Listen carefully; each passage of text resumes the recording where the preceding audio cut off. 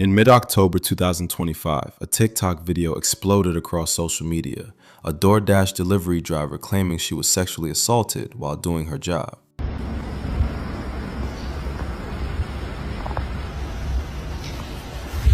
That's fucked up. The video came from a young woman known as irlmonsterhighdoll, whose real name is Livy Rose Henderson. What starts as a delivery gone wrong spirals into a viral controversy. Whistleblowing or manipulation? Reality or a trap? To millions, she became DoorDash SA girl. To DoorDash and the authorities, she became a defendant. However all this started. On October 12, 2025, Henderson says she was on a routine run, delivering food for DoorDash. She says it was a contactless drop-off. The customer had asked that the order be left at the front door, but when she arrived, the world shifted. In a TikTok video she later posted, which has since been removed for policy violations, she claimed she saw something that shocked her. The front door was wide open, and through the entryway, she saw a man lying on a couch. He appeared to be asleep, but there was something else. His pants and underwear were pulled down. Henderson's caption described her horror. Indecently exposed, she said. She accused him of SA, sexual assault. She didn't keep quiet. Instead, she recorded the moment and shared it. But TikTok quickly removed the original video, citing its community guidelines on nudity. Soon after, her followers started reposting it, especially on Reddit. On October 13th, a Redditor shared her video on the subreddit /r/TikTok cringe, where it spread like wildfire. In follow-up videos, Henderson pushed her narrative further. On October 14th, she said she immediately called the police. She repeated that the door was wide open and that she was deeply shaken. After so many people told me to report it to the police, I did. And I called the non-emergency line, and they sent a police officer over to speak to me in person and watch the video that I have. And then he asked me to email it to him, and he asked me if I want to press charges, like what do I want to come from this? And I said, yeah, if there are charges to press, I would prefer that because I don't want this to happen to somebody else again. And he understood that, the police officer, and then he went back out to his car, and then he came back to me, and he told me, like, this is pretty much verbatim. It's not verbatim, but, like, it's the point that he said. He said he's not sure if there are charges that can be pressed at this point because he was inside of his house, and specifically he said it's not like he came up to his door with it out or, like, his window with it out or whatever. But it's like, come on now. Like, how likely is it that it's cold outside? It's pretty chilly. Your ceiling fan is on. You got all your lights on in your house. You got your front door open, right? You just ordered DoorDash 15 minutes ago. And within 15 minutes of ordering DoorDash and it getting delivered to your front door, you're asleep on the couch with your pants and your underwear to your ankles, your front door wide open, your lights on, it's freezing outside. Like, come on now.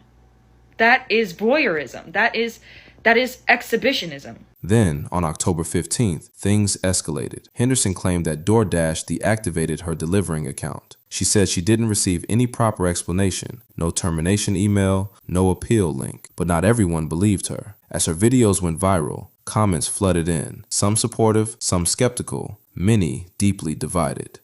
Hey guys, so DoorDash just deactivated me 2 days after I reported my sexual assault. Hey guys, I just lost my job. And they won't tell me why. They're supposed to send an email immediately after deactivation providing you the reason why and a link to appeal. And they didn't. So I contacted support and they made me sit on the phone with them for 50 minutes just to tell me that. Critics began questioning key parts of her story. Some claimed she opened the door herself rather than simply peering in. Others said she may have manipulated the angle to exaggerate what she saw. On social media, people debated and dissected every frame. Meanwhile, the authorities started looking into what really happened. According to police reports, the Ring camera footage from the customer's house contradicted parts of Henderson's account. Investigators claimed that she wasn't invited in and that she may have entered on her own. Getting told to leave food at somebody's door, then seeing their door cracked open, pushing it open, and then seeing them laying on the couch doing shit in the privacy of their own home does not make you a victim of SA. Stop milking such a horrible, heinous thing for views. It's very obvious what you're doing, and it's sickening. It really is sickening to watch that. So many of the comments jump on her saying, you said that you pushed the door open in a previous video. Everybody is scouring the internet for any sort of shred of proof that she said that she pushed the door open. Nobody can find it. There is no proof that she said that she ever pushed the door open. And genuinely, I think that if she did say that, there would be at least one person who would have that video, because millions of people saw it. I don't think it exists myself. I don't think it does. The YouTuber and TikToker Ryan Beard couldn't find the video either. I tried to search for this deleted video for a couple of hours and it just does not exist. While TikTok was still wrestling with what to believe, DoorDash finally broke their silence, and their response changed everything. According to DoorDash, Henderson wasn't let go because she was a victim or because she reported something serious. They said she was deactivated because she violated customer privacy by recording a person inside their own home and uploading it online. They emphasized that the drop-off instructions were clear: contactless, leave it at the door. They said she was never told to enter the home, never granted permission, and never asked to verify anything inside. To DoorDash, this wasn't bravery. It was a breach of policy, a breach big enough to get someone permanently banned.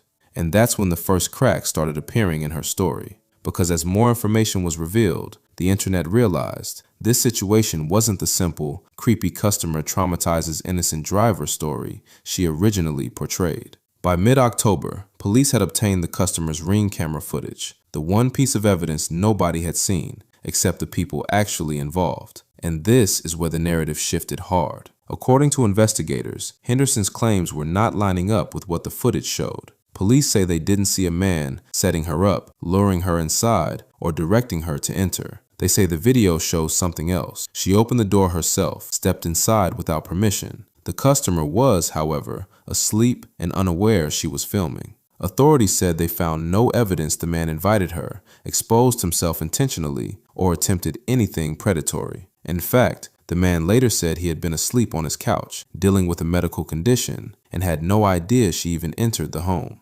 Now, while we can't see that footage, and we can't independently verify every detail, these are the statements made directly by law enforcement, and those statements were enough to launch a serious investigation into Henderson, not the man she accused. Fast forward to November 10th, 2025, and that's when this story hit a level nobody expected. Police arrested Henderson at her home and charged her with 2 felonies: unlawful surveillance, 2nd degree, dissemination of unlawful surveillance images, 1st degree. These are not light charges. They're not TikTok trouble. These are serious offenses that carry real punishments, possible jail time, thousands in fines, and a permanent criminal record. Authorities said the problem wasn't that she reported feeling uncomfortable. The problem was filming a man inside his own home without consent and then uploading that footage to TikTok for millions to see. Once the arrest was confirmed, the internet didn't just react, it erupted. And if you've been online long enough, you already know how this goes. The same people who were defending her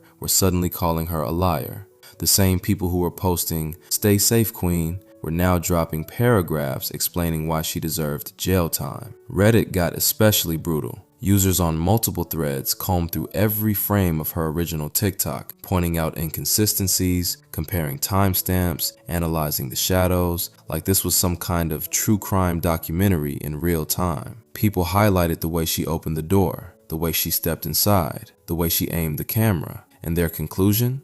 To many viewers, it didn't look like someone scared or reacting to a threat. It looked like someone actively trying to capture viral content. You know how it is, man. Anytime people sense clout in the air, they start reaching for their phones faster than they reach for common sense. One of the biggest points of controversy was her use of the term SA, because that claim changes everything. It's not a small accusation. It's one of the most serious things you can say about a person. In her follow-up TikToks, Henderson repeatedly referred to the situation as sexual assault, even though she never alleged physical contact, no verbal threat, no approach, and, according to police, no intent from the man. Many viewers felt she exaggerated the event. Others said she weaponized one of the heaviest accusations a person can make and did it publicly without solid evidence. And look, feeling uncomfortable is valid, being caught off guard is valid, but labeling something as SA requires a very specific and serious legal threshold. Police said they found no indication that the man intentionally exposed himself to her, no signs of luring, no predatory behavior. Just a dude asleep on his couch, unaware he was being filmed and broadcast to millions.